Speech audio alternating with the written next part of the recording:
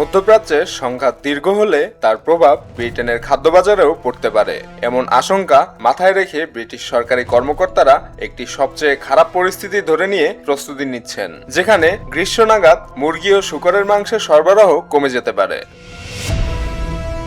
পরিকল্পনায় ধরা হয়েছে হরমুজ প্রণালী দীর্ঘ সময় বন্ধ থাকলে দেশে কার্বন ডাই অক্সাইড গ্যাসের সরবরাহে সমস্যা দেখা দিতে পারে। এই গ্যাস খাদ্য শিল্পে অত্যন্ত গুরুত্বপূর্ণ। পশু জবাইয়ের আগে নির্দিষ্ট পদ্ধতিতে অচেতন করতে এবং প্যাকেটজাত মাংস দীর্ঘ সময় সংরক্ষণে এই গ্যাস ব্যবহার করা হয়। ফলে কার্বন ডাই অক্সাইড সরবরাহে ব্যাঘাত ঘটলে জবাই ও সংরক্ষণ প্রক্রিয়া ব্যাহত হতে পারে, যার সরাসরি প্রভাব পড়বে বাজারে মাংসের প্রাপ্যতায়।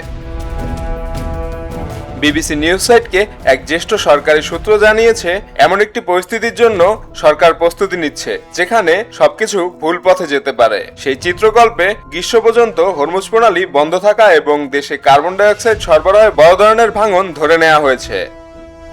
তবে ওই সূত্র জোর দিয়ে বলছে, এটি কোনো পূর্বাভাস নয়, কেবল সম্ভাব্য সবচেয়ে খারাপ পরিস্থিতি ধরে এই পরিকল্পনা করা হয়েছে।